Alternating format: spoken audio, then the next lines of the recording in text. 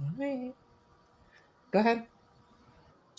Hello, and welcome to another episode of Smart Start with Skills.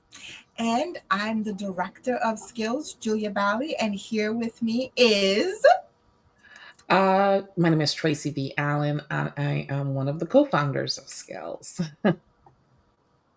And for today's episode, as you guys know, we are on this bandwagon of making sure that our young adults, our children, can read. So this is our campaign. This is what we have been doing from last week. We are doing it this week, and we are getting the word out so that we understand the crisis that our country is in when it comes to reading skills. Today we're going to be talking about 5 clues that your child needs reading support. And this is not meant to scare you. This is meant to inform you so Yeah. that as you see these signs, we start to do something about it. We need to get out of this 30 something percent bracket in the United States of literacy. We need to get way beyond this. And so this is why we are campaigning. We will share with you in the end how we support, how we can and are supporting children with being able to read on grade level. Okay? Mm-hmm. So, parents, don't be scared, but we are going to share with you some information so that you can be informed. I'm going to share with you 5 clues. And I'm sure Tracy's got more, but we are going to start off with these 5. And so your child avoids reading activities. I mean, they are getting alert, like they just like, oh my gosh, no, I can't do it. I don't want to do it. And so what happens? They become the master of avoidance. They have to go to the bathroom the minute the book comes out. They're too tired. At bedtime, you want to read them a bedtime story, or you want them to read a bedtime story, and then all of a sudden, the overactive child that's like ready to play all day long is like, I'm too tired. I just got to go to sleep. So Mm-hmm. this is some avoidance sign. They are picking up picture books well beyond that age level of picture books, but they may not do it in front of you. Sometimes you have to you got to be that sneaky parent, and by sneaky I mean informed about what your child, if you send them off to read and you notice, wait a minute, they're only picking up the picture books, they're not picking up the other books that they have accessible to them. So these are signs that they are doing everything in their power to show you, I'm allergic to reading. Okay. 2, they are struggling with rhyming words, and if you're playing sound Yeah. games, and so everything that has to do with phonemic awareness. Mm-hmm. Phonics is the groundwork of reading. I Mm-hmm. know at some point in education, I'm sure this happened to Tracy as well. They came in with this whole reading, holistic. I don't even know what that is or where it came from. It was a bad idea. So now Mm-hmm. we have this reading gap because somehow we said we don't need to sound those things out. They can look at pictures and just clues, and they could figure out what words mean. Okay. We're correcting all of this now. So phonemic awareness. So your child has difficulty with rhyming words, rhyming games. They have trouble with like clapping out syllables. They're Mm-hmm. struggling with identifying words that start with the same sound, and maybe showing early, this is showing early signs of reading challenges. So like Mm-hmm. by age 4, around there, some may say 5, but somewhere in that range from 4 to 5, depending on your child, most children can generate simple rhymes, identify rhyming words. And so if your child is struggling in this area, that means that they are struggling with phonemic awareness. Mm-hmm. 3, they are exhausted. And when we say exhausted, You provide them with just a page, maybe just one page of reading, and they seem extremely fatigued. And they're sort of like, you're in that reading session and they look like they're sitting on pins and needles wanting it to be over. Mm-hmm. Okay. So here's what's happening. Let's talk a little bit about, I like to get behind the science of it all, right? So what's happening is their brain is working overtime trying to decode words that may come naturally to a typical reader at that age. Mm-hmm. And so that struggle is what's that decoding process, because again, I talked about phonemic awareness. They don't have that phonemic awareness, and now we're asking them to decode words. That is an absolute struggle for them. So homework, things that should maybe take 15-20 minutes, you're battling into 2 hours into the night of getting your child to get this done.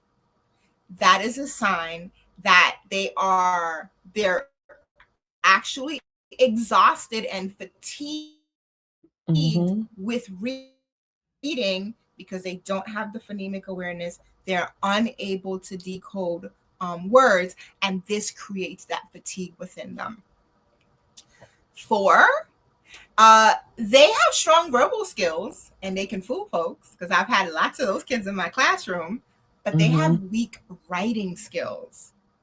And so a lot of the times, parents, we may overlook the significance of that gap between your child's verbal ability and their ability to actually write. So they may understand stories, and because it's being read out loud to them, so they have that Mm-hmm. high level of vocabulary. But Mm-hmm. if you give them that exact same book to read independently, they're unable to read it, they're unable to comprehend it. That can also, of course, mean that they have dyslexia, and we've talked about that in a previous episode. And things like checking their hearing, checking glasses. So those are also other things. But if your child has really strong verbal skills, but somehow it's not translating, because they should translate, it's not translating into their writing performance, that's also another sign.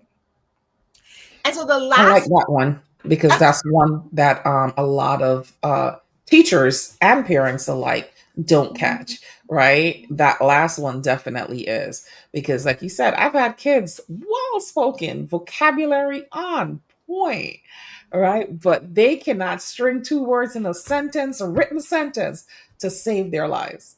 And then you're like, wait, what? But you're so eloquently spoken, like you can decipher, you can create inferences, like what's happening, it's a reading gap. yes, Believe it or I had a not, student one. it's a reading Yeah. gap. Okay, So so yeah. this actually happened. This happened with me one time. I had a self-contained class, high school self-contained, and I gave them, that typical thing that teachers ask students, tell me, just give me a little thing about what happened during your summer break, something that Mhm, happened. Write mhm, a little story about how you spent your summer. mhm, Now, I had already spoken with the students. This is not the first day. We're like on week 2 that I'm asking them, because we've done some verbal assessments, some other assessments. These are students with disabilities. But lots of conversation. And when I said that, I had one student I will never forget. And this was my eye opener. She put one question mark. She wrote her name, slapped me a question mark, and mhm. returned it and called it a day. Wow. That was it. So I thought she was just being disrespectful, in all Mhm, honesty. But it wasn't lining up, because she was communicating in class verbally. So I pulled her outside and I said, "Hey, you you gave me this. What am I supposed to do with this question?" She's like, "I right. can't write." This is a 15-year-old that no one caught. Mhm, because she had strong verbal skills. Mm-hmm. And because she had the read aloud as an accommodation, she could always figure out the answers. She could Yeah. not string, as you said, two words. Forget about a subject and a predicate. She could Mm-hmm. not string two words together Yeah. to even start writing. Yeah. And so, And yeah, it's that was sad. my eye opener. I mean, that's just one of the many, but that was Hmm. an eye opener. Yeah, because Yeah. she was 15 at that time. I would never forget She in made my it to high advanced, school. yeah, I would never forget in my advanced class, English class, um, we had moved to, I had decided to move towards more reasoning and inference based questioning for my advanced class over multiple choice and fill in the blank. Right. So I did not do that. This was English language arts. So we read a piece of literature and we'll go through the discussions and blah blah blah. And then, you test them on it. So instead of giving multiple choice questions or fill in the blank questions, with just regular short answers, like regurgitation type questions, I started giving them more reasoning, like more making more inferences and just diving deeper into the thought process.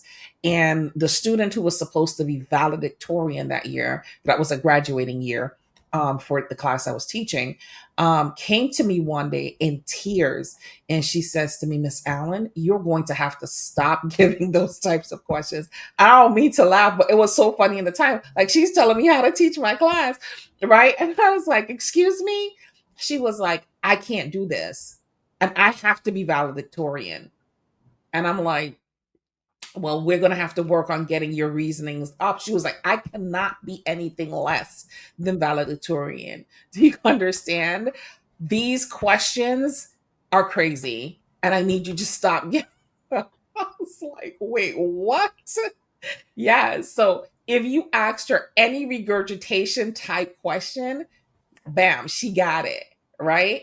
But anything that you asked her to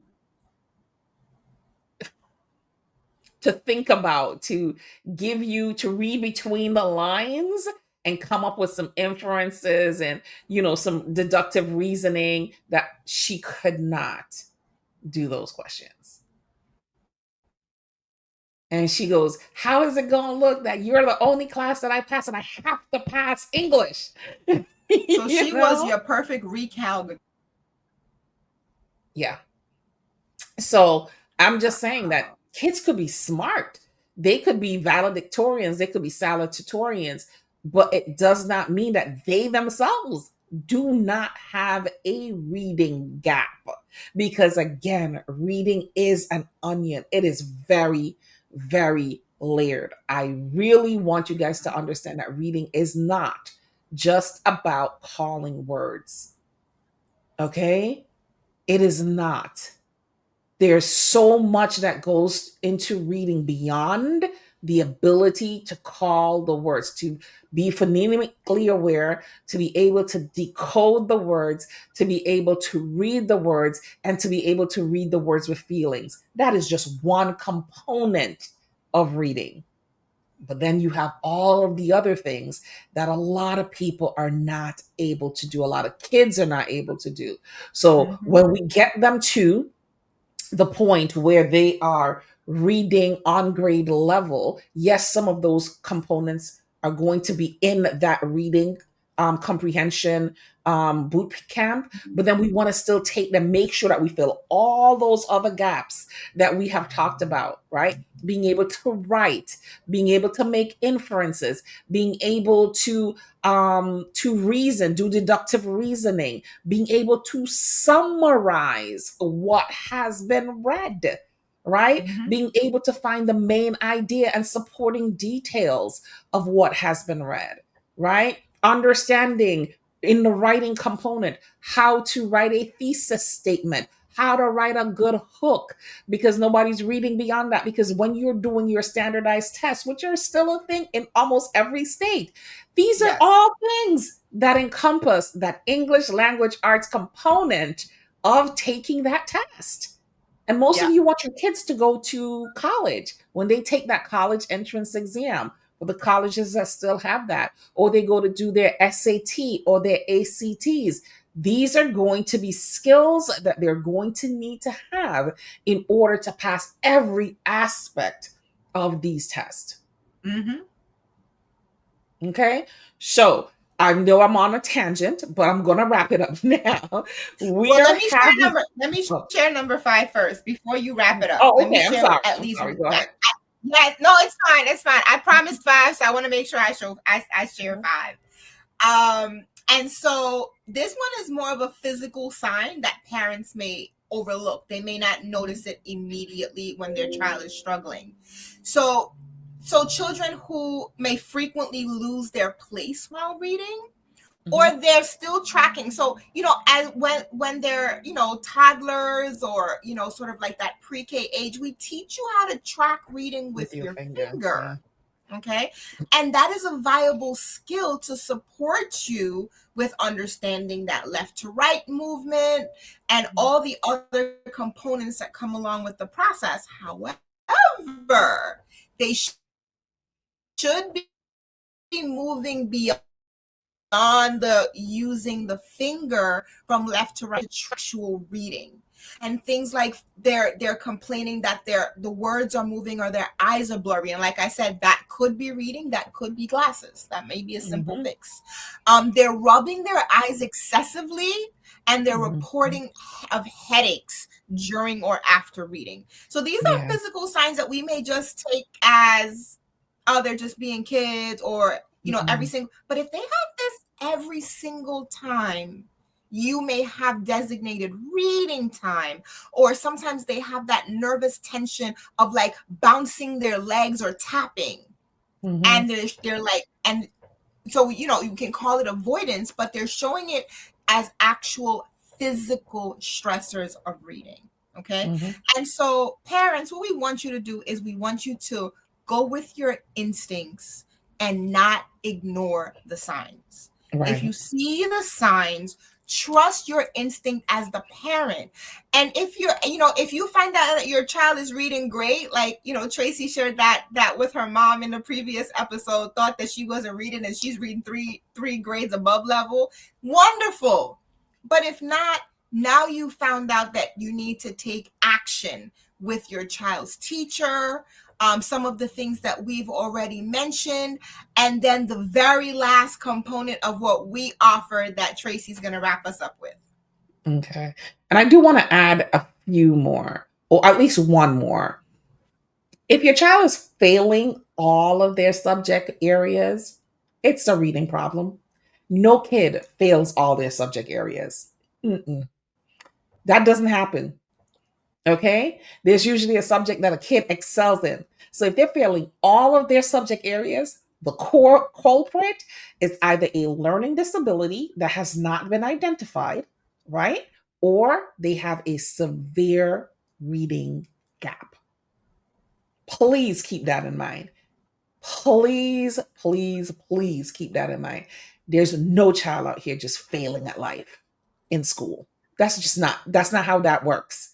Okay? Every child has the ability to excel in education in some way, some form. I do not believe that there's any child who cannot learn. Even kids with learning disabilities, whether it be autism or whatever, they can learn something. Okay. So if your child is having a difficult time in all of their subject areas, the fundamental cause of that is either, like I said, an undiagnosed learning disability that they're going to need some accommodations for, or they have a severe reading gap. To that end, again, we're going to be having a reading boot camp. This is open from K to 12. It is not for any special grade. Even if you're an adult who needs to learn how to read, we can help you out. But it's from K to 12. And we want you to get your child in, invest in your child's education. It's not free. I'm not going to tell you it's free. It's going to cost you some money, right? But it's an investment in your child's education so that you can get off this wheel. You don't want to be one of those parents where your child is in ninth grade. I think like 2 or 3 years ago, there was a story where this kid was in ninth grade, like getting ready to graduate, and they were like, "Oh, wait a minute." Somebody realized, "Oh, this kid hasn't passed any classes since the ninth grade. Like how?"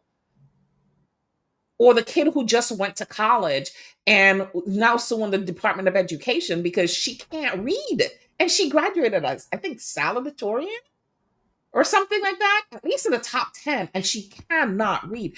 People, this is a problem. It is affecting every facet of our community. You think of it, think of the people in that area, and then it's a reading problem. It literally is. And I'm not trying to be an alarmist. I'm not, but we are in a crisis. And unless we learn all of the components, and we start with our kids and teaching them all of the components of reading, we are going to have you think we have problems now? It's going to get worse. Okay. So again, the Reading Bootcamp starts on Tuesday, October 14th. This is the time to go ahead and register your child for this Reading Bootcamp.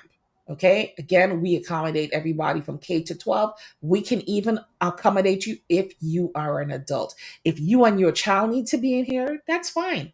We will get it done. 60 days to your child reading on grade level, unless your child has a learning disability or your child is in high school, which again, I don't believe that any child cannot learn or any person cannot learn. It will just take longer. That's all. Okay. Until next time, bye bye, everyone. Thank you for joining us with Smart Start with Skhillz.